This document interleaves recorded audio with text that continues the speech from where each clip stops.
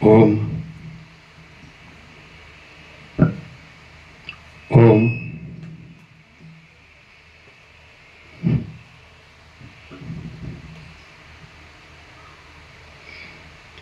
परम चिदाकाश,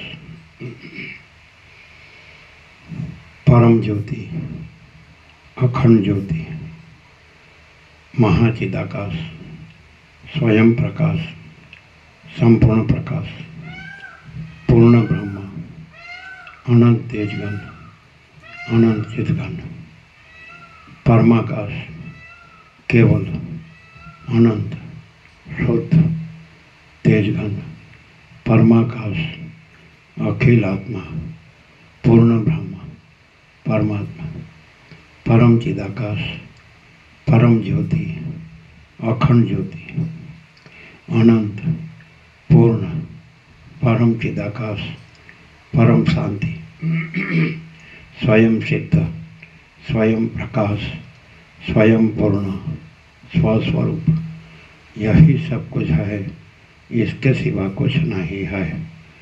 शून्यवास, अनंत कोटि, महाकल्पो है ही नहीं।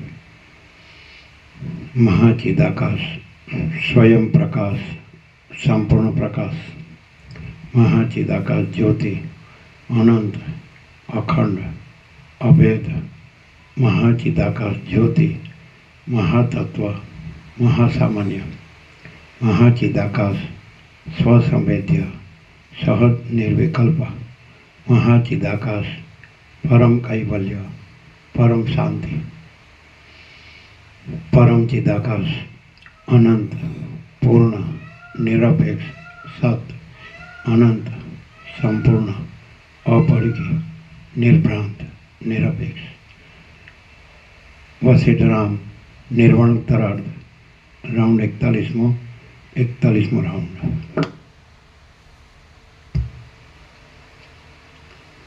आद्य परब्रह्म सद्गुरु देव की जय। ओम श्री परमात्मने नमः।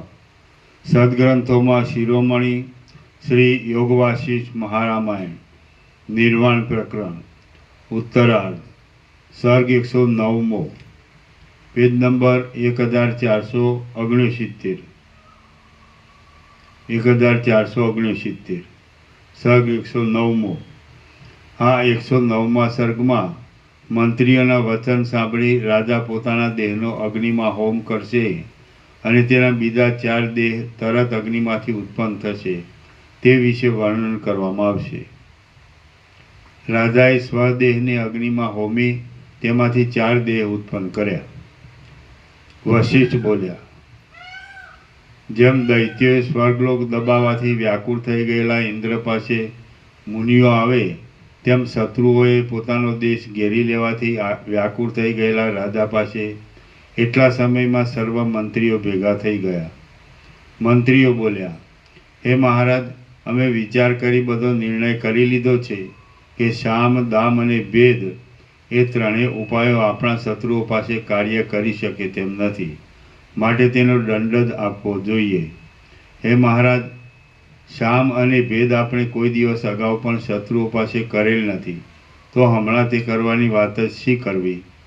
આપણા શત્રુ એ મલેચ્છ લોકો મહાપાપી છે, ધનાઢ્ય છે, જુદા જુદા દેશમાંથી આવી ભેગા થયા છે, શસ્ત્ર આદિની સારી તૈયારીઓવાળા છે, સંખ્યામાં બહોળા છે અને આપણા છિદ્રોને બરાબર જાણનારા છે, માટે તેઓ શામ આદિ ઉપાયને માને એમ નથી. આ બાબતમાં સારી રીતે સાહસ કર્યા વિના બીજો કશો ઉપાય નથી.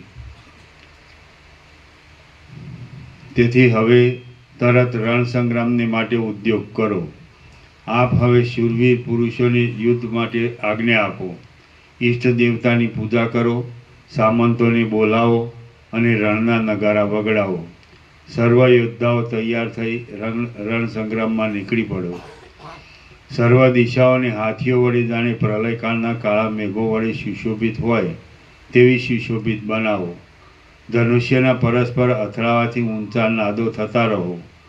પ્રત્યંચાના સમૂહોના શબ્દ સંભળાવો અને અર્ધચંદ્રના આકારે રાખેલા ધનુષ્યો વડે દિશાઓ વરસાદના વાદળાઓની પેટે શ્યામ થઈ રહો. ઝબકારા મારતી પ્રત્યંચારૂપી વીજળી વડે સુશોભિત ઘાટા સિંહનાદરૂપી ગર્જના વડે યુક્ત અને ધનુષ્ય કુંડળ વગેરેથી સુંદર દેખાતા શૂરવીરૂપી મેઘો બાણોરૂપી જળધારા વરસાવો. રાજા બોલ્યો, ભલે તમે સર્વ યુદ્ધ માટે નીકળો. નગરની રક્ષા માટે અને વ્યૂહરચના વગેરે સંબંધી જે ગોઠવણ કરવી ઘટે તે કરો. હું સ્નાન કરી અગ્નિનું પૂજન કરી પછી રણભૂમિમાં આવું છું. વશિષ્ઠ બોલ્યા. રાજાએ એ પ્રમાણે કહ્યું ત્યારે તે મોટા કાર્યોમાં વ્યગ્ર હતો, છતાં તેણે તેમને છોડી દીધા. પછી તરત વર્ષા ઋતુમાં નવો બગીચો જેમ જળ વડે ભીંજાઈ જાય છે તેમ પોતે ગંગાજળથી ભરેલા ઘડાઓ વડે નાહ્યો. હવે તેણે અગ્નિશાળામાં પ્રવેશ કર્યો અને શાસ્ત્ર અનુસાર આદર વડે અગ્નિનું પૂજન કરી તેનો વિચાર કરવા માંડ્યો. અનાયાસે મળેલા અનેક વિલાસોવાળા વૈભવની શોભા વડે મેં આખું આયુષ્ય ગાળ્યું છે, પ્રજાને અભયદાન પણ આપ્યું છે અને ઠેઠ સમુદ્ર પર્યંત મારી મહોર, છાપ તથા મારો જ હુકમ મેં અનુભવ્યો છે. શત્રુઓના રાજ્ય લઈ મેં તેમને મારા પગ તળે દબાવ્યા છે અને દશો દિશાઓને કર આદિરૂપી ફળોના ભાર વડે મેં લતાની પેઠે નમાવી દીધેલી છે. પ્રજાઓના ચિત્તરૂપી ચંદ્રબિંબમાં મેં મારો નિર્મળ યશ સારી પેઠે પૂરી દીધેલો છે. મેં મારી કીર્તિલતારૂપી ગંગાને પૃથ્વીમાં સર્વત્ર પ્રસારી દીધી છે અને તે નીચેનાથી તે ઉપરના સર્વલોકમાં વ્યાપ્ત છે. સંબંધીઓ, મિત્રો, પૂજ્ય બ્રાહ્મણ વગેરે ગુરુજનો અને બંધુઓના ઘરોને મેં ખજાનાની પેઠે રત્નો વડે ભરી દીધેલા છે અને મેં દિગ્વિજય કરતા સમુદ્રના તીરમાં નાળિયેરના રસના આસવનું પાન કર્યું છે.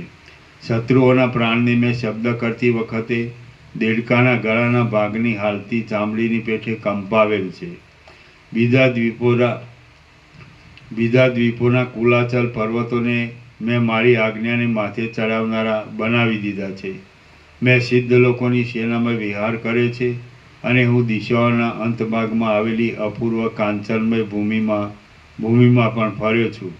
પૃથ્વીના અંતભાગમાં આવેલા પર્વતોના શિખર ઉપર પણ મેં વરસાદના વાદળાઓની પેઠે વિશ્રાંતિ લીધી છે.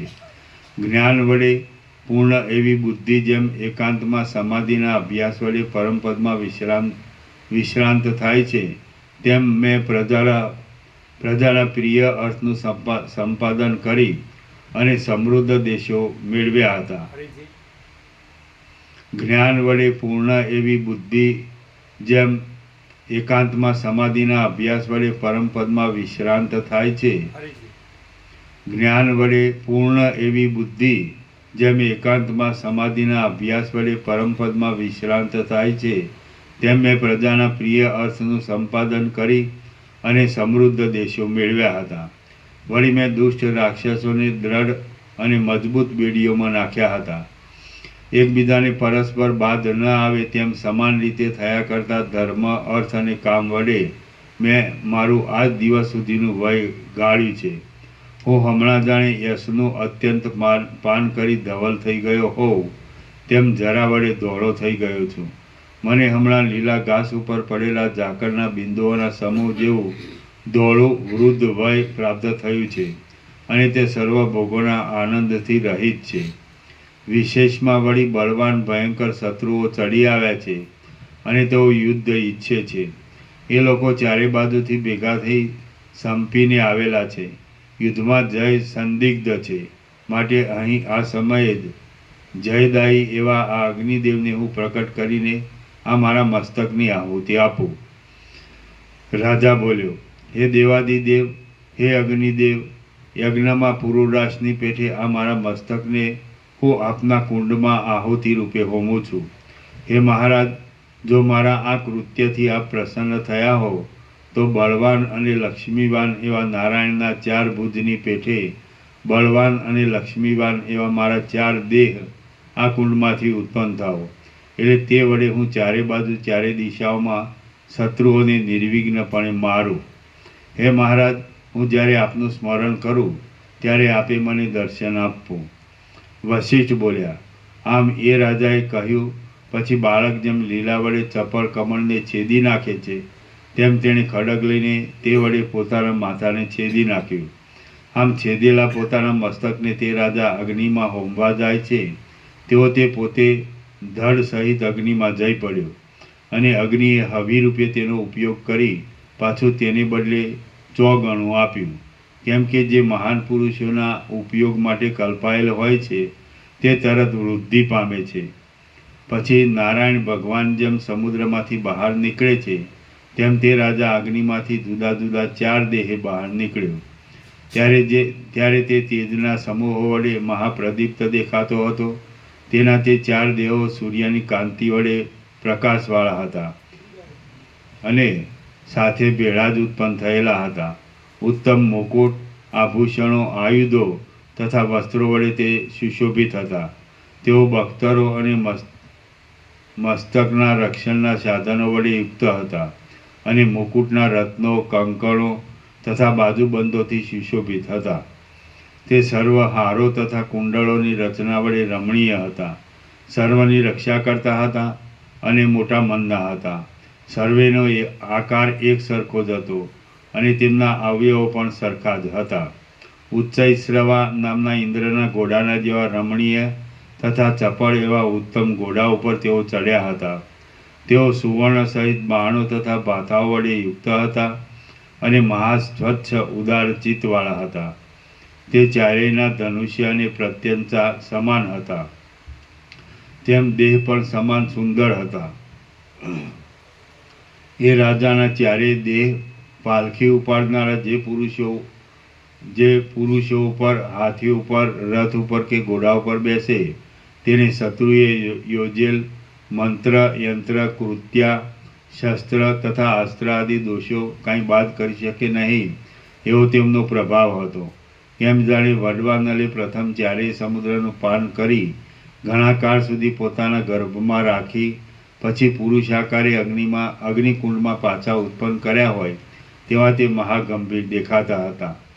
રત્ન વડે શણગારેલા ઘોડાઓના દેહમાં સુશોભિત દેખાતા, પુષ્પોના સમૂહો વડે પૂર્ણ દેહવાળા અને ચંદ્રમાના જેવા સુંદર હાસ્ય વડે દિશાઓને પ્રકાશ આપનારા એ ચારેય વિપશ્ચિત રાજાઓ આહુતિ વડે હોમાયેલ અગ્નિમાંથી જાણે મૂર્તિમાન 4 વિષ્ણુ જ હોય અથવા મૂર્તિમાન 4 વેદ હોય અથવા તો મૂર્તિમાન 4 સમુદ્ર હોય તેમ બહાર નીકળ્યા. શ્રી યોગ વાસિષ્ઠ મહારામાયણમાં નિર્વાણ પ્રકરણના ઉત્તરાર્ધનો અગ્નિ પ્રવેશથી દેહ લાભ નામનો સર્ગ 109મો સમાપ્ત. સર્ગ 110મો. વિપશ્ચિતનું શત્રુઓની સાથે ઘોર યુદ્ધ. આ 110મા સર્ગમાં શહેરની પાસે ચારેય દિશાઓમાં આવી પડેલા શત્રુઓ સાથે પ્રવૃત્ત થયેલા દારૂણ યુદ્ધ વિશે વિસ્તારથી વર્ણન કરવામાં આવશે. વિપશ્ચિતનું શત્રુઓની સાથે ઘોર યુદ્ધ. વશિષ્ઠ બોલ્યા, એટલા સમયમાં શહેરની પાસે ચારેય દિશાઓમાં આવી પડેલા શત્રુઓની સાથે મહાદારુણ યુદ્ધ ચાલુ થયું. શત્રુઓ ગામડાઓને અને નગરને લૂંટવા લાગ્યા. પ્રજાઓનો સમૂહ અત્યંત વ્યાકુળ થઈ ગયેલો જણાતો હતો. કેટલાકના દેહો અગ્નિની જ્વાળા લાગવાથી બળતા દેખાતા હતા. ધુમાડારૂપી વાદળાઓના ગોટાઓથી સર્વભાગ વ્યાપ્ત થઈ રહ્યો હતો. બાણોના સમૂહ વડે અને ઘણા ધુમાડાથી સૂર્યનારાયણ ઢંકાઈ ગયા હતા. તેથી ચારે બાજુ અંધકાર પથરાઈ રહ્યો હતો. ક્ષણ માત્રામાં સૂર્ય દેખાતો હતો અને ક્ષણવારમાં તે અદૃશ્ય થઈ જતો હતો. અગ્નિની જ્વાળાઓનો મોટો તાપ લાગવાથી વનના વૃક્ષોના પાંદડાઓ તપી જતા હતા. ચપળ ઉંબાડિયા, સૂળ અને મૂસળ વડે આખું આકાશ પૂરાઈ રહ્યું હતું. અગ્નિના અનેક પ્રતિબિંબોથી આયુધોનો બમણો પ્રકાશ દેખાતો હતો. રણમાં સામે પગલે મરાયેલા મોટા શૂરવીરો સ્વર્ગમાં ઇન્દ્રની અપ્સરા અને અમૃતને પામતા હતા. ઉચ્છૃંખલપણે થયા કરતી હાથીઓની ગર્જનાને લીધે રણમાં ઉત્સાહ રાખનારા પુરુષોને હર્ષ થતો હતો. ભૂસુંડી, પ્રાસ, શૂર, તોમર આદિ આયુધોના સમૂહની વૃષ્ટિ થતી હતી. કેટલાક પામર પુરુષો તો યોદ્ધાઓના કોલાહલના શ્રવણ માત્રથી જ હૃદયનો ભંગ થતાં મરી જતા હતા. ધૂળનો સમૂહ ઉપર પથરાઈ જવાથી ધોળા થઈ રહેલા વાદળાઓથી અંતરિક્ષનો માર્ગ રોકાઈ ગયો હતો. મરણના ભયથી વ્યગ્ર થઈ ગયેલા સામંતોના સમૂહો મોટા પોકારની સાથે નાચતા હતા. આમ તેમ ચોબાજુ ઉત્પાતનો અગ્નિ લાગ્યો હતો. તેથી પ્રજાઓ પીડિત થતી હતી. અગ્નિ વડે બળી જવાથી ઘરો પડી જતા હતા અને તેમાંથી અગ્નિ વરસનારા ધુમાડારૂપી વાદળાઓ નીકળતા હતા. શત્રુનું મરણ થતાં આનંદ આપનારા અસંખ્ય બાણોની ધારારૂપી વરસાદથી સર્વભાગ વ્યાપ્ત થઈ ગયો હતો. એ યુદ્ધ ઘોડાઓરૂપી તરંગોથી સમુદ્રના તરંગોનો પરાજય કરતું હતું. હાથીઓના દાંત પીસાવાથી મંદ રીતે થયા કરતા ચિત્કારના શબ્દ વડે કાનને અરુચિ ઉત્પન્ન થતી હતી. ગઢના ઉપરના ભાગમાં આવેલી કોટડીઓની ભીંતો ઉપર ઉત્તમ યોદ્ધાઓએ કાંટાઓ પાથરી દીધા હતા અથવા કાંટાની પેઠે બાણો ખોડી દીધા હતા. અગ્નિ વડે વીંટાયેલા અને કુંઠિત થઈ ગયેલા ગઢોની ઉપરની મેડીઓના શિખરોમાં અગ્નિની જ્વાળાઓ નૃત્ય કરતી હતી. ચારે બાજુ મોટા આડંબરની સાથે અસ્ત્રો ઉછળતા હતા અને તેથી મનુષ્યોના જવા આવવામાં હરકત થતી હતી.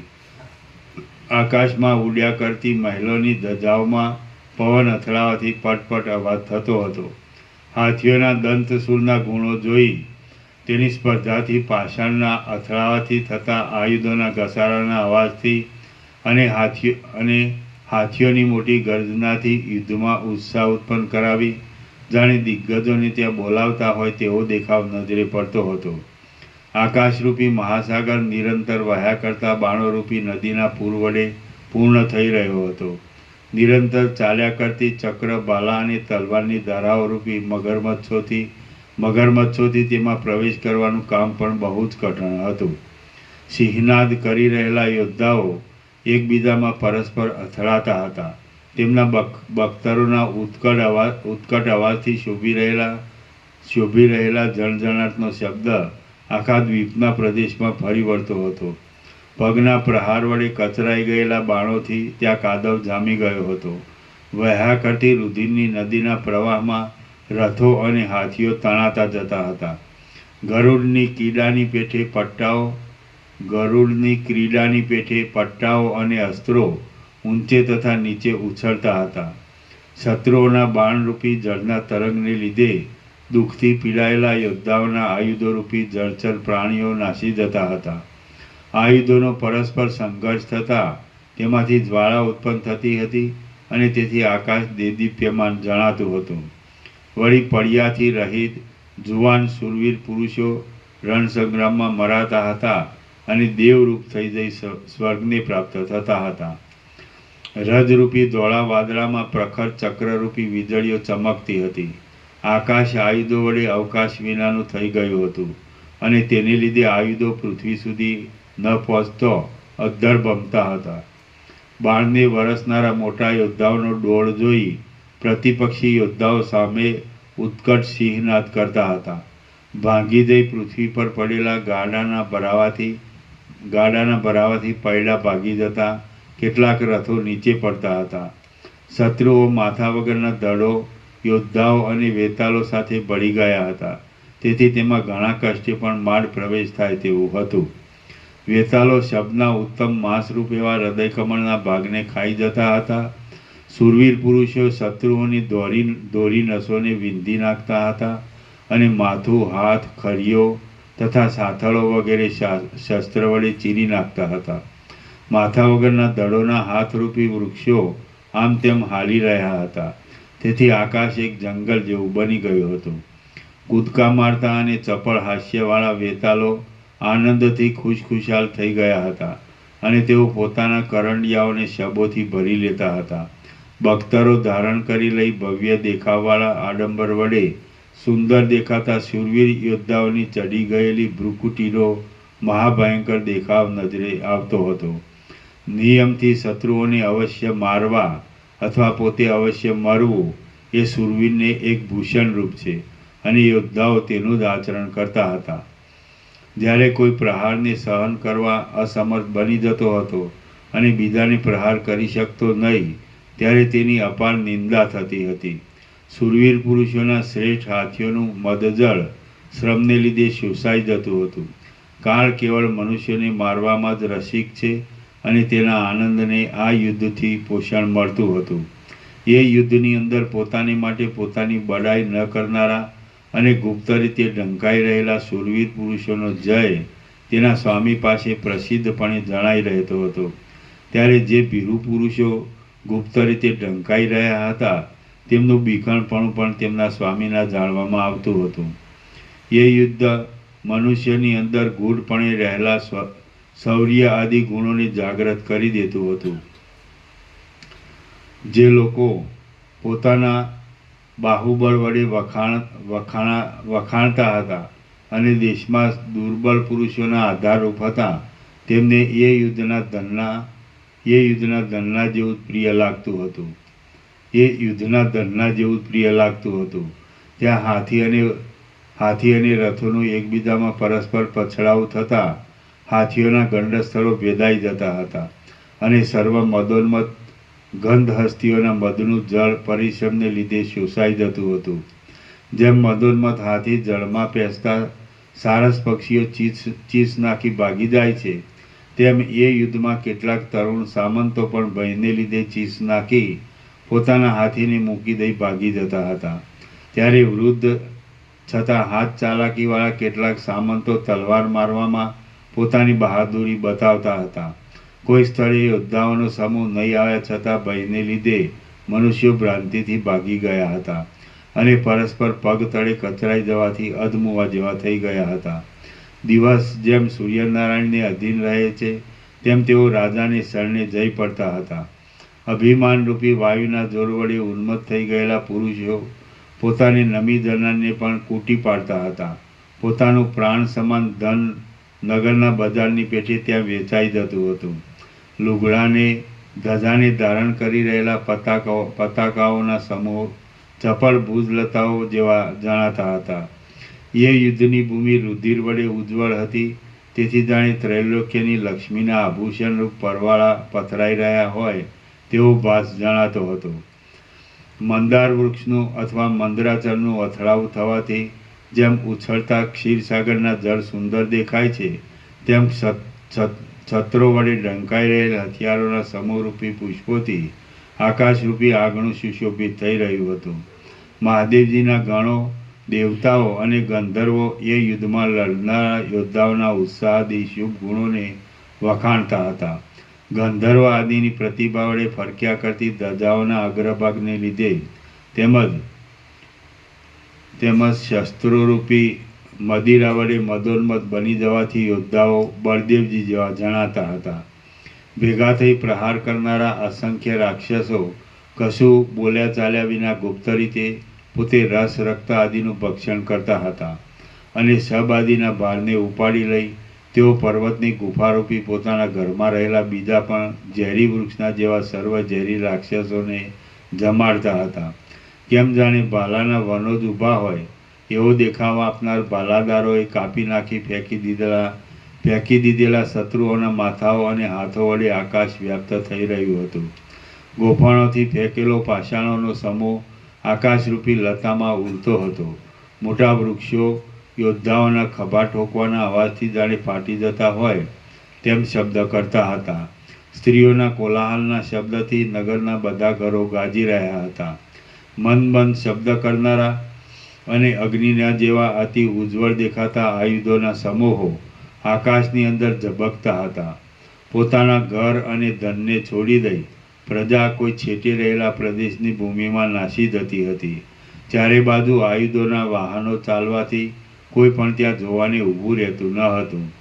જેમ પક્ષીરાજ ગરુડનો સમૂહ સર્પ વડે રહિત હોય તેમ એ યુદ્ધ ભીરુ પુરુષોથી સાવ રહિત જ હતું. હાથીઓના ગંડસ્થળ મનુષ્યરૂપી દ્રાક્ષોને પીલવાનું જાણે નૃત્યનું યંત્ર જ હોય તેવા દેખાતા હતા. એ ગંડસ્થળમાં હાથીઓએ દાંતો વડે પીસી નાખ્યા છતાં જીવતા રહેલા મોટા યોદ્ધાઓને અત્યંત સંકટ ભોગવવું પડતું હતું. યંત્રમાંથી નીકળતા પાષાણો પછડાઈ જતાં વસ્ત્રમાં છુપાવી રાખેલા હથિયારો કચરાઈ જઈ ચૂરેચૂરા થઈ જતા હતા. યોદ્ધાઓની ગર્જના સાંભળી હાથીઓના સમૂહો સામી ગર્જનાઓ કરતા હતા અને તેથી ગુફાઓ પણ ગાજી રહેતી હતી. પર્વતોની ગુફામાં શબ્દ પહોંચવાથી ઉઠેલા પડછંદાના શબ્દોથી તેનો અંદરનો સર્વ ભાગ ગાજી રહેતો હતો. જે યોદ્ધાઓ જન્મથી માંડી મોટા યત્ન વડે મેળવેલા પોતાના પ્રાણના સર્વ સ્વરૂપ સર્વ બળને પ્રકટ કરતા હતા. જે યોદ્ધાઓ જન્મથી માંડી મોટા યત્ન વડે મેળવેલા પોતાના પ્રાણના સર્વ સ્વરૂપ સર્વ બળને પ્રકટ કરતા હતા તે શૂરવીર પુરુષો જ એ રણમાં જય મેળવતા હતા. શસ્ત્રોનું એકબીજામાં અથડાવું થતાં ઉત્પન્ન થયેલા અગ્નિ વડે અને નિરંતર થયા કરતા અગ્નિના ભડકા વડે માણસોનો ગાણ વળી જતો હતો. ક્ષણે ક્ષણે અનેક રૂપે થનારા દ્વંદ્વ યુદ્ધો વડે એ યુદ્ધનો અંત જ આવતો ન હતો. જાણે શંકરના આધારરૂપ શુદ્ધ મૂર્તિમાન કૈલાસ પર્વત હોય તેવા શુદ્ધ દેખાતા મરતા અવશેષ રહેલા અને સૈન્યના સારરૂપ એવા ઉત્તમ યોદ્ધાઓના સમૂહો વડે તે રણક્ષેત્ર ચારે બાજુ વીંટાયેલું જણાતું હતું. જે શૂરવીર પુરુષોને રણમાં મરાવવું એ જીવિતના કરતાં પણ પ્રિય જણાતું હતું અને રણમાંથી નાસી આવી જીવતા રહેવું એ મરવા કરતાં પણ બહુ બુરું લાગતું હતું. તે ઉદાર વીર પુરુષો ત્યાં ભેગા થયા હતા અને તેઓ પરમપદને પ્રાપ્ત થવાથી મૃત્યુના પણ મૃત્યુરૂપ હતા. એ યુદ્ધની અંદર ઉત્તમ હાથીઓરૂપી કમળો કપાઈ જઈ આકાશમાં ઉડ્યા કરતા હતા. સારસ પક્ષીઓ જેમ તળાવની અંદર દીપી નીકળે છે તેમ એ યુદ્ધમાં અતિ બળવાન યોદ્ધાઓ ઝળકી ઉઠતા હતા. ગોફણના ફેંકવાના પ્રવાહરૂપી નદીઓના અવાજથી તત્કાળ કપાઈ ગયેલા તથા આકાશમાં ઉડતા માથાના ખોપરીના શબ્દોથી બાણરૂપી જળની વૃષ્ટિ કરનાર યોદ્ધાઓના સિંહનાદથી આકાશમાં ફેલાઈ ગયેલા આયુધોના અવાજથી અને ઘોડાઓના સમૂહોની તથા હાથીઓની ગર્જનાથી એ યુદ્ધ ભરાઈ ગયું હતું અને કાન બહેરા થઈ જવાથી તેમાં કશું સંભળાતું ન હતું. તે યુદ્ધ સંધિના બંધોથી રહિત એક સળંગ પાષાણના ગર્ભના જેવું સ્તબ્ધ થઈ ગયું હતું. સર્ગ 110મો સમાપ્ત. સર્ગ 111મો. આ 111મા સર્ગમાં પોતાના સૈન્યનો હ્રાસ થતાં રાજા પોતે યુદ્ધભૂમિમાં આવી વાયવ્ય અસ્ત્રોથી શત્રુઓનો ક્ષય કરશે તે વર્ણવાશે. વિપચ્છિત રાજા પોતે યુદ્ધમાં ઉતર્યો. વશિષ્ઠ બોલ્યા, આમ પ્રલયના જેવો રણસંગ્રામ પ્રવૃત્ત થઈ રહ્યો હતો અને રણાંગણમાં સેનાઓનું જવું આવવું થતું હતું. આકાશની અંદર તુરી, ભેરી, મોટા શંખો અને ખડગોનો અવાજ સંભળાતો હતો. તેમજ વીર પુરુષોના મનુષ્યના શબ્દોનો ઊંચો સ્વર થઈ રહ્યો હતો. યોદ્ધાઓનો સમૂહ અન્યોન્ય એકબીજાને કઠોર સંઘર્ષથી અંદર ન પેસી શકાય એવો થઈ ગયો હતો અને કાનને અપ્રિય લાગે એવા અવાજની સાથે ભાગી પડતા બખ્તરોના કકડાનો શબ્દ કાને પડતો હતો. વળી વિપચ્છિત રાજાના પક્ષની સેના લતાની પેઠે કપાવા લાગી અને કાંઈક નાસવા લાગી તથા મૂર્છા પામવા લાગી.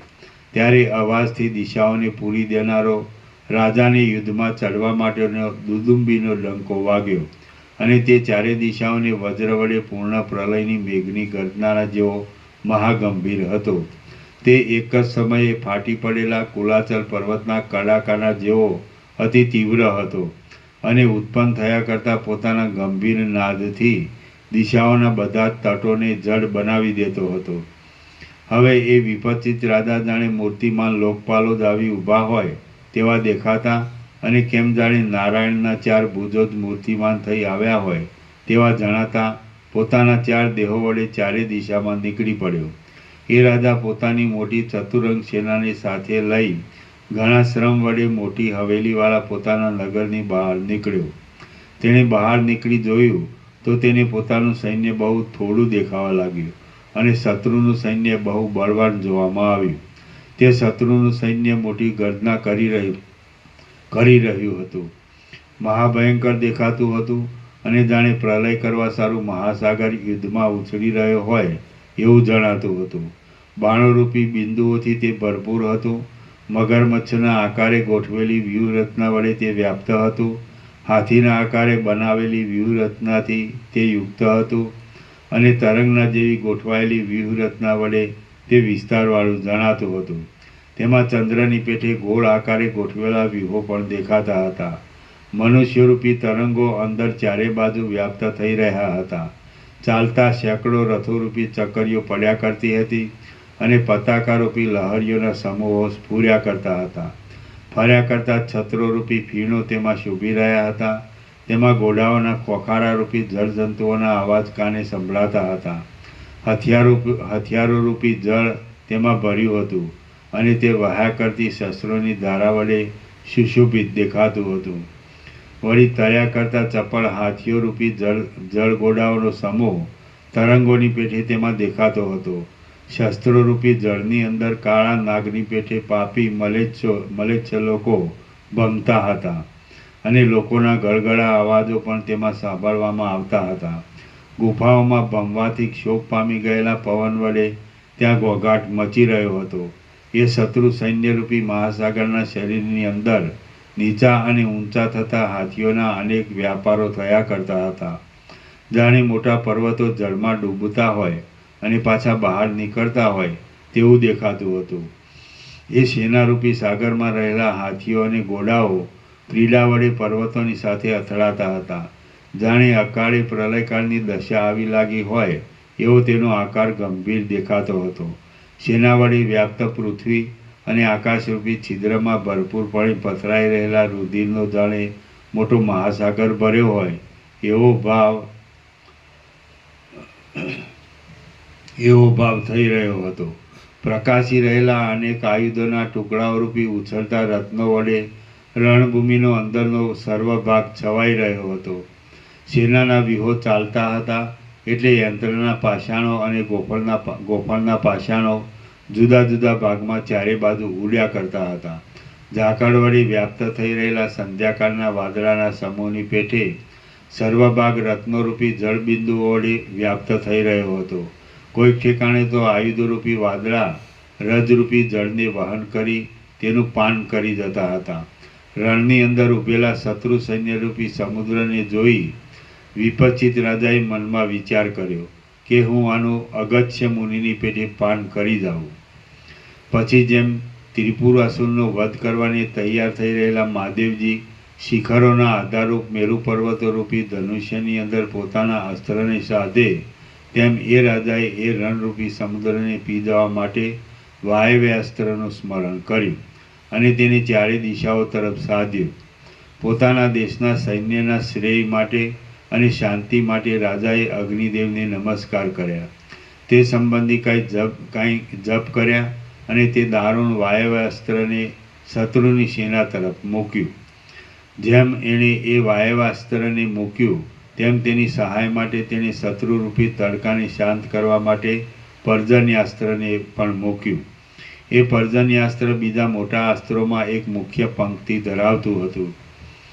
આમ ચારે દિશાઓમાં એ 2 અસ્ત્રો મૂકવામાં આવ્યા એટલે 8 રૂપે થઈ રહેલા એ રાજાના ધનુષ્યમાંથી દિશાઓના મંડળને પૂરી દેનારી બાણની અસંખ્ય નદીઓ વહેવા લાગી.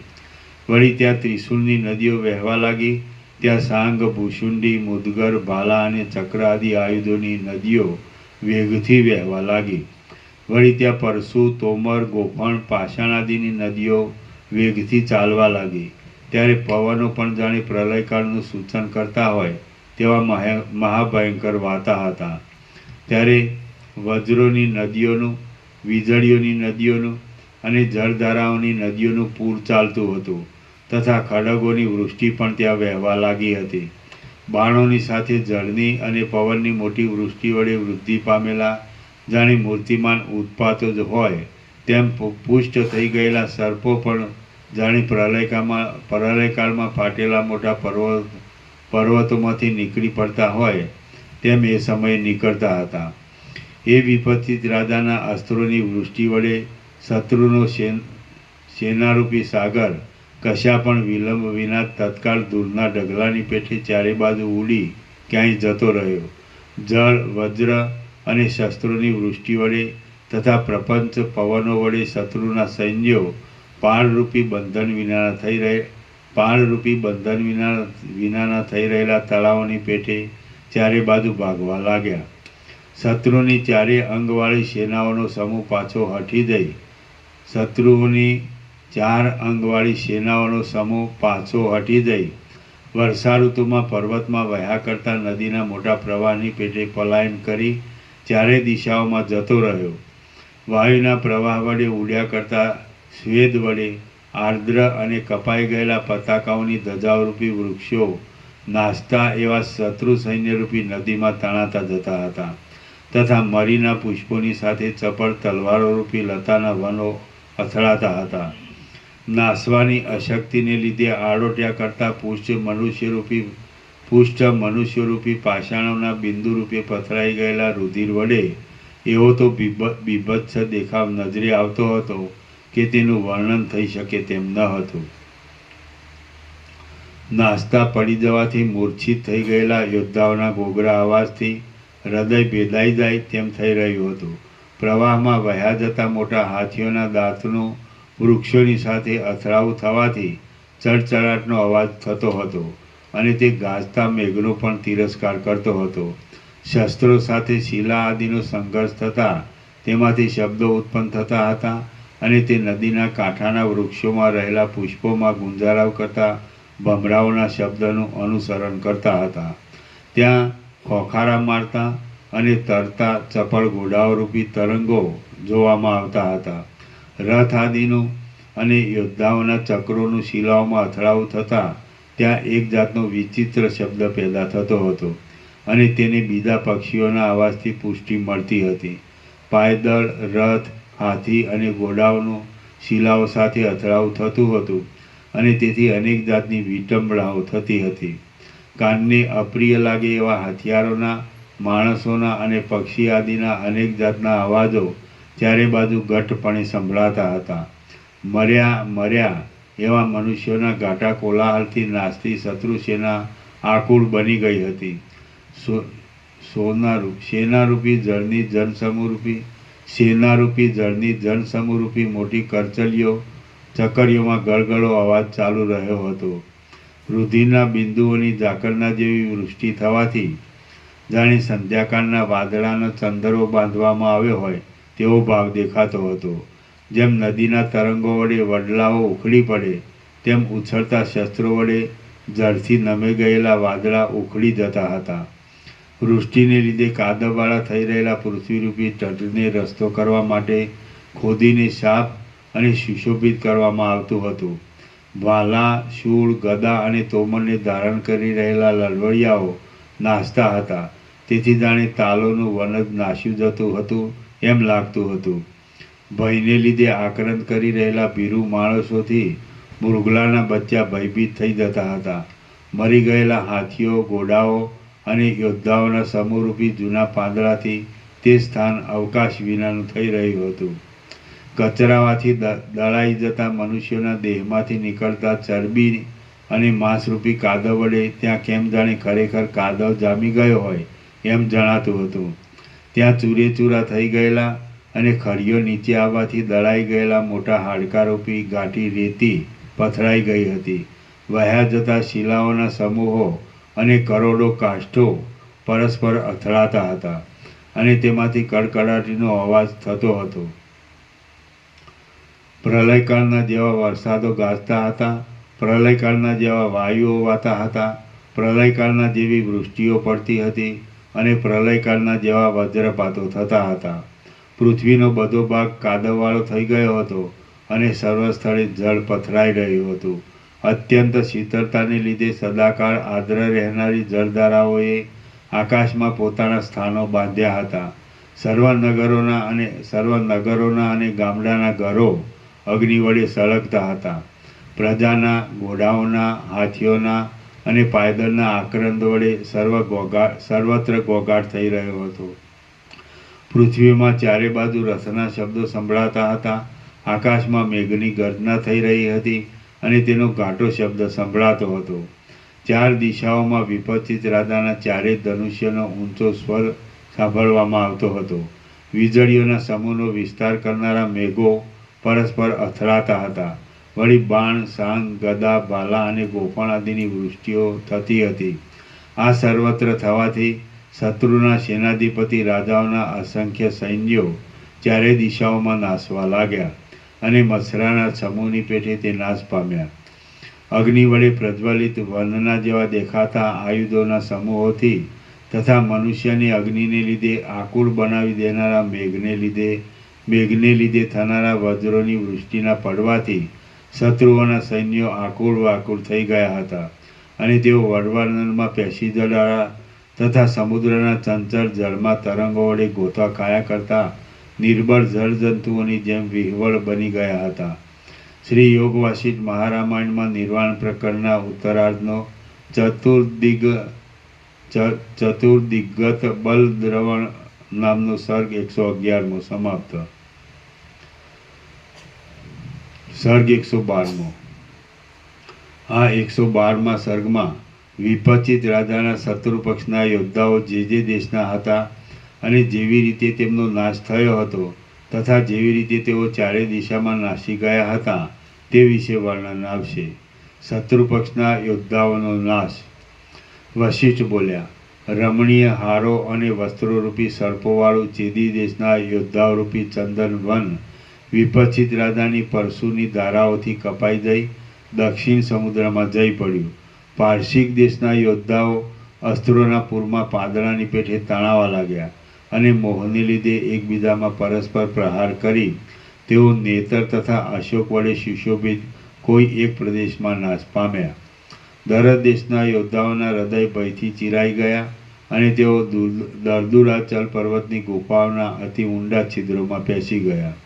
બાણ, ભાલાઓ, તલવારો અને પરશુઓરૂપ આયુધોની ધારાઓના અગ્રભાગથી થઈ ગયેલા શિલા, કવચ આદિના ભૂકારૂપી ઝાકળને ધારણ કરી રહેલા વીજળીઓ વડે સુશોભિત અને આયુધોવાળા વારુણાસ્ત્ર નાખવાથી થયેલા મેઘો ત્યાં વરસતા હતા. પરસ્પર એકબીજામાં પ્રહાર કરવાથી દાંતો ભરાવાને લીધે હાથીઓ દેહમાંથી વહ્યા જતા રુધિરના સમૂહથી પીડાતા હતા અને તેઓ જાણે મૃત્યુનું ઉદર પૂર્ણ કરવાના અનેક કોળિયા હોય તેવા દેખાતા હતા. ભયંકર તોમરોના પ્રવાહ વાગવાથી દરદ દેશના યોદ્ધાઓ રાત્રિમાં રૈવતાચલમાં ગિરનારમાં સંતાઈ રહ્યા હતા અને આકાર વડે પુરુષોને છેતરનારી પિશાચીઓ તેમના અંગના કટકા કરી ખાઈ જતી હતી. તાડી અને તમાલ વડે ગહન જૂના જંગલની અંદર દશાર્ણ દેશના યોદ્ધાઓ સંતાઈ ગયા હતા અને સિંહોએ તે વનની અંદર પ્રવેશ કરી તેમના ગળા ઉપર પગ મૂકી તેમને ફાડી ખાધા હતા. આથી તેઓ મરણ શરણ થયા હતા. પશ્ચિમ સમુદ્રને કિનારે ગયેલા અને નાળિયેરીવાળી કિનારાની પૃથ્વીમાં સંતાઈ રહેલા યવન દેશના યોદ્ધાઓને મગરમચ્છોના સમૂહો ગળી ગયા હતા. તેથી તેઓ પ્રાણ વિનાના થઈ ગયા હતા. શક દેશના યોદ્ધાઓ કાળા લોહ વડે બનાવેલા બાણોના સમૂહને એક પળવાર પણ સહન કરી શક્યા નહીં અને રમઠ દેશના યોદ્ધાઓ પણ પવનથી કંપતા કમલિનીના ખંડોની પેઠે કંપાયમાન પ્રાણવાળા થઈ ગયા. પોતાનામાં છુપાઈ રહેલા નાસી જતા શ્યામ વર્ણવાળા અને સ્વર્ગ માર્ગમાં જનારા યોદ્ધાઓથી શ્રવણ નક્ષત્રના આકારના જેવા 3 શિખરોમાં અગ્રભાગને ધારણ કરી રહેલો મહેન્દ્ર પર્વત વીંટાઈ રહ્યો હતો અને તે જાણે મેઘોના સમૂહોથી જ વીંટાયેલો હોય એવો દેખાતો હતો. સુવર્ણના આભૂષણોથી સુંદર આકારવાળી દેખાતી કેટલાક યોદ્ધાઓની સેનાને રસ્તામાં પ્રથમ ચોરો લૂંટી લેતા હતા અને પછી એકાંત સ્થળમાં રાક્ષસો ખાઈ જતા હતા. તેથી તે મરણની શરણ થઈ જતી હતી. જેમ આકાશ નક્ષત્રોના સમૂહથી શોભે તેમ તે સમયે યુદ્ધની ભૂમિ ચોતરફ ફર્યા કરતા અને બળતા ઉંબાડિયાને ધારણ કરી રહેલા દેદીપ્યમાન રાક્ષસોથી અત્યંત શોભતી હતી. વિપચિત રાજાનો વિજય થતાં જળની ધારાઓને ધારણ કરી રહેલા પૃથ્વીના છિદ્રોમાં ગર્જનાના પ્રતિધ્વનિને લીધે મૃદંગના જેવો ગંભીર સ્વર પેદા થયો હતો. તેથી જગતરૂપી ગુફાની અંદર નિવાસ કરી રહેલું આકાશ જાણે વિપચિત રાજાના યશને ગાવા માટે તત્પર થઈ ગયેલું હોય એમ જણાતું હતું. માછલાને વિહાર કરવા માટે જંગલ રૂપે શેવાળવાળા નાના તળાવમાં રહેનારા મત્સ્યો જ્યારે એ તળાવ દૈવયોગથી સુકાઈ જાય છે ત્યારે જેમ શરણ વગરના થઈ મરી જાય છે તેમ દ્વીપાંતરના યોદ્ધાઓ ચક્રોના પ્રહારોથી જર્જર બની જઈ જીવિતનો ત્યાગ કરતા હતા. બીજા દ્વીપાંતરોના યોદ્ધાઓ પરાજય પામીને સહ્યાદ્રીમાં 7 રાત્રિ સંતાઈ રહ્યા હતા અને ઉપચાર આદિ વડે કાંઈક સ્વસ્થ સ્થિતિમાં આવ્યા હતા. તેઓ પણ વૃષ્ટિથી પીડિત થઈ જઈ ઘણી મહેનતે ધીરે ધીરે સ્વદેશ તરફ ચાલ્યા જતા હતા. ગાંધાર દેશના યોદ્ધાઓ ગંધમાદન વનના પુન્નાગ વૃક્ષોના વનોની કુંજોમાં ભેળા થઈ ગયા હતા અને વિદ્યાધરોની કુમારિકાઓ તેમની રક્ષા કરતી હતી. વિપચિત રાજાના હાથથી છૂટેલા અને પવન અનુકૂળ હોવાથી વેગવાળા ચક્રોના વરસાદોથી હુણ, ચીન અને કિરાત દેશના યોદ્ધાઓના મસ્તકો કમળોની પેઠે કપાઈ પડ્યા હતા. નીલીપ દેશના યોદ્ધાઓ કમલિનીના નાળની અંદર રહેલા કાંટાઓની પેઠે નિશ્ચલ થઈ રહ્યા હતા અને વિપચિત રાજાના ભયથી પ્રત્યેક વૃક્ષમાં જાણે એકરૂપ થઈને ઘણા લાંબા કાળ સુધી છુપાઈ રહ્યા હતા.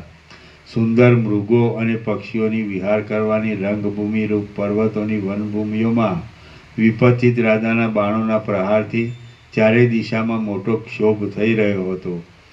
કરંજોના વનના જેવા ક્રૂર અને ચારે લોકોના પ્રદેશમાં પ્રખ્યાતિ પામેલા કેટલાક યોદ્ધાઓ લૂંટારાના દેશમાં કરંજ આદિના વનોની ઝાડીઓમાં સંતાઈ ગયા હતા.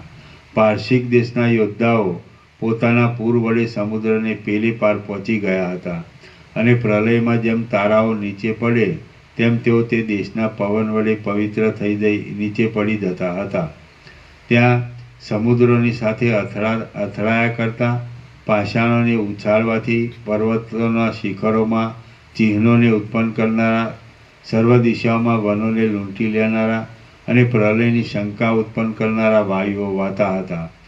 અત્યંત ક્ષોભ પામેલા આયુધોથી તથા પવનોથી દશે દિશાઓ અદૃશ્ય થઈ ગઈ હતી. ચારે બાજુ વૃષ્ટિઓ પડ્યા કરતી હતી. કાદવથી તથા જળથી સર્વભાગ ભીંજાઈ ગયો હતો અને વરસાદની વીજળીઓના કડાકા થતા હતા. શબ્દ કરનારા પ્રચંડ પવનોને લીધે પૃથ્વીની અંદર મહાસાગરના વેગની પેઠે પવિત્ર શબ્દની સાથે ઝાકળ પડતું હતું. જેમ ભમરાઓ કમળમાંથી નીચે પડી જાય છે તેમ રથમાં બેઠેલા વિદુર દેશના યોદ્ધાઓ પવનના ઝપાટાઓને લીધે પોતાના રથોમાંથી તળાવના જળમાં તરંગની જેવા અવાજની સાથે નીચે પડી જતા હતા. શત્રુઓના પાયદળની સેના પોતાની પાસે આયુધોનો સમુદાય છતાં વિપચિત રાજાના ચક્રોના સમૂહના પ્રહારને નેત્રમાંથી પડતા અશ્રુઓને કારણે આંધળી ભીન થઈ ગઈ હતી. જેમ જળની વૃષ્ટિ પડતા રજનો સમૂહ ઉડી શકતો નથી તેમ તે નાસી જવાને પણ સમર્થ થઈ શકી નહોતી. હુણ દેશના યોદ્ધાઓ ઉત્તર તરફના સાગરની રેતીમાં ઠેઠ માથા સુધી કૂંચી ગયા હતા. આથી જેમ કાદવની અંદર કૂંચી ગયેલા લોઢાનું સૂળ કાદવના સંપર્કથી ગળી જાય છે તેમ તેઓ ગળી જતા હતા.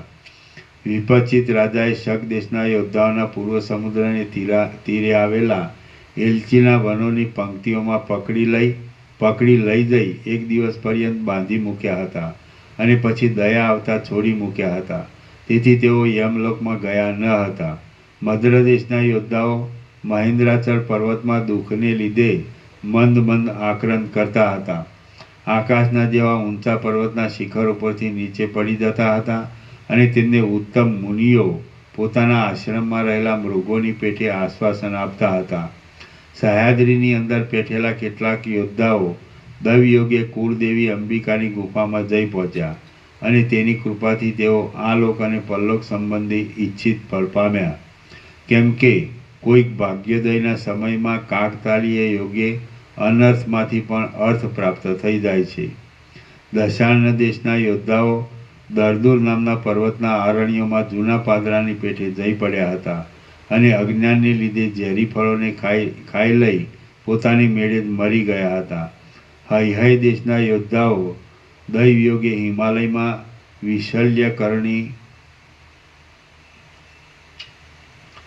વિશલ્યકર્ણી નામની ઔષધિનું ભક્ષણ કરીને વિદ્યાધરોની પેઠે આકાશચારી થઈ પોતાને ઘેર જઈ પહોંચ્યા હતા. બંગ દેશના યોદ્ધાઓએ હિમાલય સંબંધી ઔષધિ ખાવાથી પછવાડે લાગેલા નરોને મ્લાન કરી દીધા હતા. તેમના પોતાના મુકુટના પુષ્પો પણ ચીમળાઈ ગયા હતા અને બધા બાણો ખપી ગયા હતા. આથી તેઓ ખાલી ધનુષ્યને બાથાને સાથે લઈ પોતાના ઘરમાં આવી સંતાઈ રહ્યા હતા અને જાણે પિશાચપણાને પ્રાપ્ત થઈ ગયા હોય તેમ આજ દિવસ સુધી પણ બહાર જોવામાં આવતા નથી. અંગ દેશના યોદ્ધાઓ વિદ્યાધરના પદને આપનારા ફળોનું ભક્ષણ કરી વિદ્યાધર રૂપ થઈ ગયા હતા અને સ્વર્ગમાં વિદ્યાધરીઓની સાથે ક્રીડા કરતા હતા. પારસિક દેશના યોદ્ધાઓ તાલી અને તમાલોવાળા પ્રદેશમાં બેઠા એટલે શત્રુઓએ અંગમાં પ્રહાર કરવાથી તેઓ મૂર્છાને પ્રાપ્ત થઈ ગયા હતા અને તેમાં ભ્રમને લીધે જાણે પોતે વિમાનમાં બેસી ઉડતા હોય એવું તેમને જણાતું હતું. હે પ્રિય રામચંદ્રજી, કલિંગ દેશની ચતુરંગ સેનામાં ચપળ હાથીઓ પણ પ્રહારને લીધે નિર્બળ થઈ ગયા હતા અને તે પોતાના અંગોનો સંહાર થઈ જવાથી પલાયન કરતા રણભૂમિમાં જ પડી જઈ મરણને પ્રાપ્ત થઈ ગયા હતા.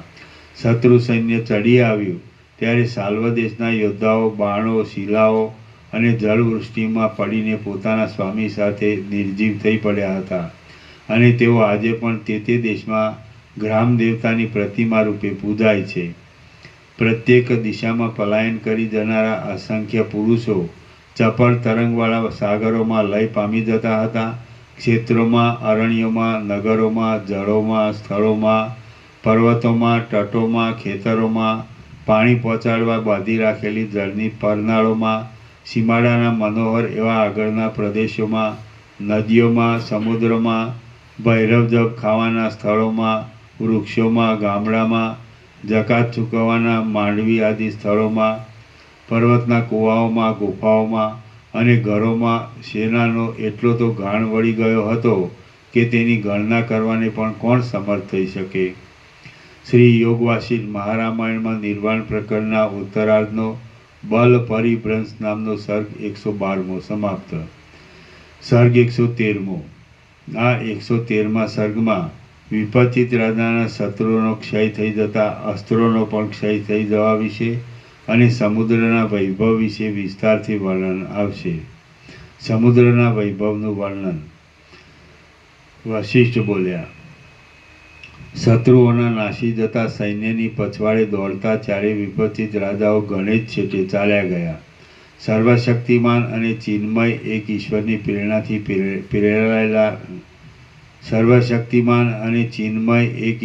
પ્રેરણાથી પ્રેરાયેલા વિપચિત રાજાના ચારે દેહો એક જ અભિપ્રાયથી દિગ્વિજય કરતા હતા. તેઓ ઘણે દૂરથી ઠેઠ સમુદ્રના તીર સુધી નદીઓના પ્રવાહની પેઠે અવિચ્છિન્નપણે શત્રુઓની સેનાની પછવાડે દોડતા હતા.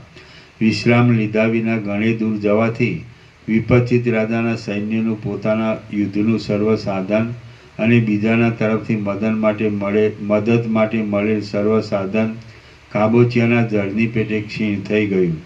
વિપચિત રાજાના પોતાના સૈન્યો અને બીજા પણ તેની મદદે આવેલા જોવાલાયક સૈન્યો શત્રુઓની પછવાડે દોડ કરવાથી મુમુક્ષુ પુરુષના પુણ્ય પાપની પેટે નિશેષ રીતે ક્ષીણ થઈ ગયા.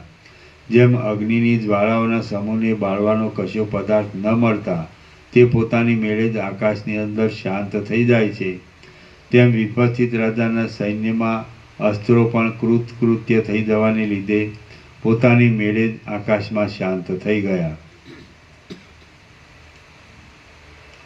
એ સર્વ અસ્ત્રો પોતપોતાના સ્થાનોમાં રથ, ઘોડા, હાથી, વૃક્ષો ઇત્યાદિના સમૂહોમાં લીન થઈ ગયા અને સાયંકાળે જેમ પક્ષીઓ ચેષ્ટા રહિત થઈ જાય છે તેમ તેઓ ચેષ્ટાથી રહિત થઈ ગયા.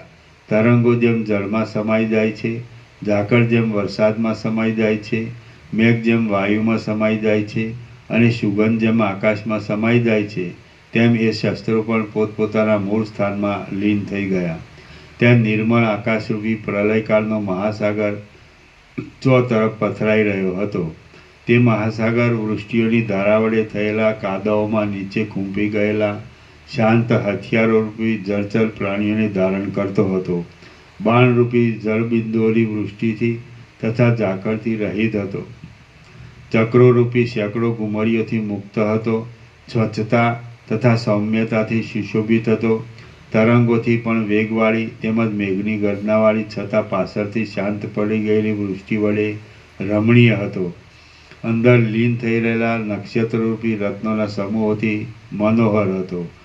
એક ખૂણામાં સૂર્યરૂપી વડવાનળને ધારણ કરી રહ્યો હતો અને શૂન્યતારૂપી જળથી ભરપૂર હતો. જેમ મહાન પુરુષોનું મન વિસ્તીર્ણ પ્રકાશ વડે ગંભીર, પ્રસન્ન તથા કાંતિમાન હોય છે, ચારે બાજુ સર્વ બાબતમાં વ્યાપી રહેલું હોય છે અને રજોગુણથી રહિત હોય છે, તેમ આકાશ વિસ્તીર્ણ પ્રકાશ વડે ગંભીર, પ્રસન્ન તથા કાંતિમાન દેખાતું હતું. જેમ મહાન પુરુષોનું મન વિસ્તીર્ણ પ્રકાશ વડે ગંભીર, પ્રસન્ન તથા કાંતિમાન હોય છે, ચારે બાજુ સર્વ બાબતમાં વ્યાપી રહેલું હોય છે અને રજોગુણથી રહિત હોય છે, તેમ આકાશ વિસ્તીર્ણ પ્રકાશ વડે ગંભીર, પ્રસન્ન તથા કાંતિમાન દેખાતું હતું. ચારે બાજુ વ્યાપી રહ્યું હતું, રજથી દૂરથી રહિત હતું અને અતિ સુંદર દેખાતું હતું. પછી તે વિપચિત રાજાએ આકાશના નાના ભાઈ જેવા વિસ્તારવાળા નિર્મળ આકાર વડે રમણીય અને સર્વ દિશાઓના ભાગને પૂરી રહેલા સમુદ્રો જોયા. તે સમુદ્રો નાના તથા મોટા તરંગોના વિશાળ શબ્દો વડે આકુળ હતા. અનેક જળબિંદુઓ તથા ઝાકળને લઈ જનારા મેઘો વડે મનોહર શરીરવાળા હતા. તેઓ પૃથ્વીમાં વ્યાધિ વડે આતુર થઈ રહેલા પુરુષની પેઠે પોતાના આત્માને પ્રસારી દઈ સ્થિર થઈ રહેલા હતા. પવનને લીધે ઉછળતા હતા, ચપળ દેહવાળા હતા અને ઊંચા ઉછળેલા તરંગરૂપી મોટા હાથો વડે સુશોભિત હતા. તેઓ જળ છતાં ક્રિયાવાન દેખાતા હતા. તરંગો વડે ગુફાઓને પણ પૂરી દેતા હતા. મૂર્તિમાન સંસાર જ હોય તેમ વિસ્તીર્ણ થઈ રહ્યા હતા અને ચક્રના જેવી ઘુમરીઓથી વિચિત્ર સ્થિતિ વડે આકુળ હતા. પોતાના તટમાં પડેલા રત્નોના સમૂહ વડે તેઓ જાણે ઉદયકાળમાં સૂર્યનારાયણના તેજને પુષ્ટિ આપતા હતા અને તેઓ શંખોના સમૂહમાં પેઠેલા પવનના ધ્વનિરૂપી તિરસ્કારના શબ્દને ધારણ કરી રહ્યા હતા. તરંગોની પુષ્ટ ઘટાઓના શબ્દો વડે તેઓ મેઘની ગર્જનાવાળા આકાશનો આડંબર ધારણ કરી રહ્યા હતા અને ગોળ ચકરિયાના વિસ્તારમાં ભમ્યા કરતા પરવાળાના વૃક્ષો વડે તેઓ રમણીય હતા. મગરમચ્છોના સમૂહના શબ્દો વડે તેઓ અંદર ગોકાટવાળા અવાજ કરી રહ્યા હતા અને માછલાના પૂંછડાની સટ્ટાઓથી ભાગીને ડૂબી જતા વહાણની કડકડાટથી ગાજી રહ્યા હતા. ડોકને ઊંચી કરી રહેલા તથા ઊનના વસ્ત્ર પહેરનારા સમુદ્રના મનુષ્યોના સમૂહને ગળી જનારા કાચબા તથા મગરમચ્છો વડે તેઓ સુશોભિત હતા અને સૂર્યનારાયણના હજારો કિરણોના તરંગોમાં પ્રતિબિંબ પડવાને લીધે જાણે મૂર્તિમાન આકાશ હોય એવા દેખાતા હતા. વિસ્તારવાળા ષઢમાં અથડાવાને લીધે બુમાટ કરી રહેલા પવન વડે ચાલતા તથા હાલક ડોલક થતા માલ ભરેલા વહાણો વડે તેઓ રમણીય હતા અને અંદર રહેલા મણિયોના સમૂહને તરંગોએ બહાર ઉછાળવાથી બળાત્કારથી ઉત્પન્ન થતા ઝણઝણાટના અવાજવાળા હતા. જળની અંદર રહેલી પોતાની બળરૂપી ભુજાઓ વડે તેઓ અનેક પ્રકારે ક્રીડા માત્રથી સૂર્યમંડળને સ્પર્શ કરી રહ્યા હતા અને બુડી જતા તથા બહાર નીકળતા કાંતિમાન રત્નમાણિક્યના સમૂહોથી સુશોભિત હતા. ફીણવાળી ઉછળતી ચકરીઓમાં ફર્યા કરતા મગરમચ્છોના સમૂહ વડે તેઓ રમણીય હતા અને કોઈ ઠેકાણે જળહાથીઓની સૂંઢો ઊંચી થવાથી તેઓ ક્ષણવાર જાણે વાંસના વનો જ ઊભા હોય એવા દેખાતા હતા. તેઓ પોતાના તરંગોમાં લતાઓની પેઠે જળહાથીઓના પુચ્છોને ધારણ કરી રહ્યા હતા. તેથી જળહાથીઓની પીઠોના સમૂહમાં ફીણના ગોટાઓ લાગી જવાથી જાણે પુષ્પોવાળો વસંત જ ખીલી રહ્યો હોય તેવો દેખાવ આપતા હતા. વળી કોઈક ઠેકાણે શ્વેતદ્વીપાદિમાં તેઓ પોતાની અંદર સહકુટુંબ વિશ્રાંત થઈ રહેલા લક્ષ્મીકાંત ભગવાન વડે સુશોભિત હતા. તેઓ પોતાના એક દેશમાં રહેલા નાના પ્રકારના અસંખ્ય દેવદાનવોના આશ્રયરૂપ હતા અને ભીણરૂપી તારાઓવાળા નવીન તરંગોના સમૂહ વડે આકાશને હસી કાઢતા હતા. ગુફામાં રહેલા મચ્છરાના પેઠે પાતાળરૂપી ઊંડા ખાડામાં પડેલા તથા બહાર નીકળવામાં ભયભીત થઈ રહેલા પર્વતોને તેઓ મૂળ શાખાની પેઠે અચળપણે ધારણ કરી રહ્યા હતા અને પોતાના ઉછળતા જળ તરંગોના સમૂહ વડે તેઓ કાંઠે રહેલા પર્વતને અત્યંત નીચા બતાવતા હતા. મોટા રત્નોના કિરણોના ફેલાવરૂપી અંકુરોને તેઓ આકાશરૂપી ક્ષેત્રમાં આરોપી દેતા હતા અને તેઓ શુદ્ધ છીપોના મુખમાંથી બહાર નીકળેલા મોતીઓ વડે ઢંકાયેલી રેતીવાળા હતા. નાના પ્રકારના રત્નોના કિરણોરૂપી રેશમી સૂત્ર વડે વિચિત્ર દેખાતા તરંગોથી તેઓ મનોહર હતા. પ્રવેશ કરતી નદીઓ વડે રમણીય હતા અને છેડાઓરૂપી થઈ રહેલી દિશાઓથી જાણે વણવા માટે પાથરેલા વસ્ત્રો હોય તેવા દેખાતા હતા. કોઈ એક ઠેકાણે તેમના ઇન્દ્રનીલમણીના તટો પોતાની અંદર રહેલા મોતીઓની સેંકડો છીપો વડે ચિહ્નવાળા હતા અને તેઓ રમણીય એવી સેંકડો ચંદ્રમાના જેવી સુશોભિત નખોની શોભાને ધારણ કરી રહ્યા હતા. ઝળક્યા કરતા રત્નોના કિરણોને લીધે તેઓ સંદેહ ઉપજાવતા હતા અને તરંગોના પ્રદેશમાં પ્રતિબિંબિત થઈ રહેલી કાંઠે રહેલી પ્રફુલ્લ તાલની વનોની પંક્તિઓને તેઓ પોતાના તરંગોના પરિવર્તનથી ચંચળ દેખાડતા હતા. તેઓ કાંઠે આવેલા વનોની લતાઓમાંથી ખરી પડેલા એલચી, લવંગ, કંકોલ આદિના ફળોની માળાને ગ્રહણ કરવાની ઈચ્છા રાખનારા જળચર પ્રાણીઓના સંચારવાળા હતા. તેઓ જળમાં પ્રતિબિંબિત થઈ રહેલા આંબા તથા કદમ આદિ વૃક્ષોમાં તેમના અગ્રભાગમાં બેઠેલા પક્ષીઓને છેતરીને તેમને કાંઠાની નજીક ખાઈ જનારા જળચર પ્રાણીઓના પંજાઓના શબ્દવાળા હતા. આકાશમાં ગતિ કરનાર સિદ્ધ આદિ દેવતાઓના પ્રતિબિંબ પડવાથી ભયથી આમ તેમ ભાગતા જળચર પ્રાણીઓને લીધે તેમના મહાન સેતુઓના બંધો ક્ષણવારમાં ભાગી ગયા હતા. પ્રતિબિંબરૂપે ત્રણેય લોકને પોતાનામાં ધારણ કરી રાખવાથી અને આકાશના જેવી નિર્મળતાથી તેઓ દિશાઓમાં જાણે નિરાકાર ચાર નારાયણ હોય તેવા જણાતા હતા. અતિ ગંભીરતાથી, અતિ નિર્મળતાથી, અતિ વિસ્તારથી અને અતિ વૈભવથી આકાશને ગળી દઈ તેઓ જાણે તેને પાછું પોતાના હૃદયમાંથી પ્રતિબિંબરૂપે બહાર દેખાડતા હતા. કમળ જેમ પોતાની કળીમાં ભમરાને ધારણ કરી રાખે છે તેમ તેઓ જળના ઉપરના ભાગમાં આકાશની અંદર ફરનારા પક્ષીઓના પ્રતિબિંબોને આકાશની પાસે પોતાના સારરૂપ હૃદય અંદરના ભાગની અંદર ધારણ કરી રહ્યા હતા. ગુફાઓમાં પ્રવેશ કરવાથી તથા બહાર નીકળવાથી તેની ગંભીરતાને બતાવતા તેમજ તરંગોની સાથે ચપળતાથી અથડાતા પવનો વડે તેઓ આકાશનો સ્પર્શ કરતા હતા અને પ્રલયકાળના વાદળાના નિવાસરૂપ હતા. ગુફાઓની અંદર થયા કરતા ચકરીઓના મહાન શબ્દો વડે તેઓ વજ્રના જેવા અતિ ભયંકર હતા અને પોતાને ગળી જનાર અગસ્ત્ય ઋષિને તથા વડવાનલને જાણે તેઓ ગુફાની અંદર ગળી ગયેલ સમજતા હોય એમ દેખાતા હતા. અનેક જળબિંદુઓરૂપી પુષ્પોવાળા તરંગોના સમૂહરૂપી વૃક્ષોવાળા અને લહરોરૂપી મંજરીવાળા પોતાના જળરૂપી વનને તેઓ જાણે આકાશને અડકી ગયેલ સમજતા હોય તેવા થઈ રહ્યા હતા. તે સમુદ્રના તરંગોના સમૂહો પર માછલા વગેરે જળચરો તરતા હતા અથવા તેમાં ઊંચે ઉડતા આકાશચારી પ્રાણીઓ નીચે પડતા હતા.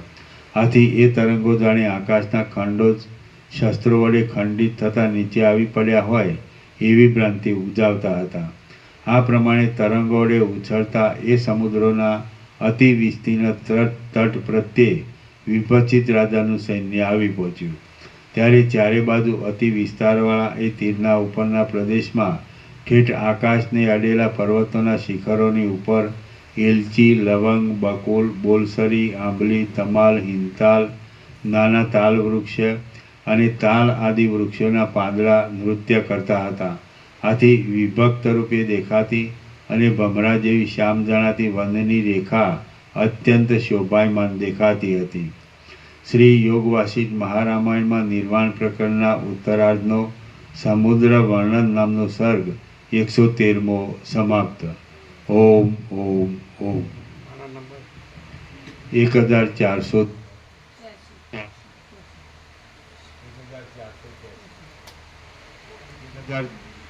1483.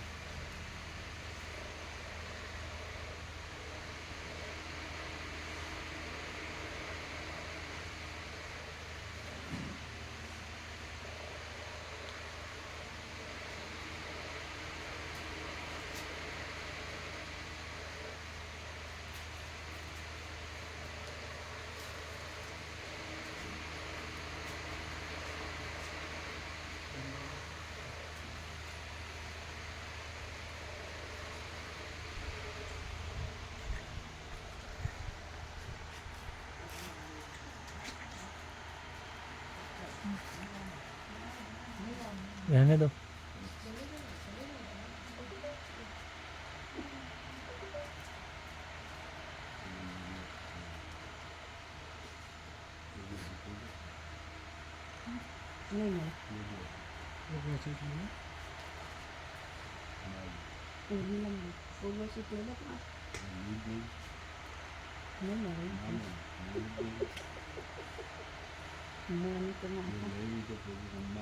માટીમાં ચાલશે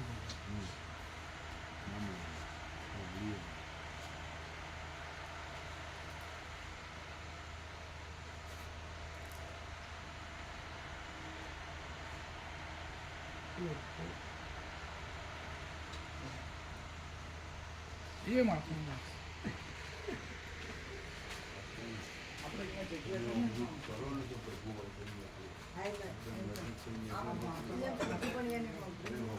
આપણે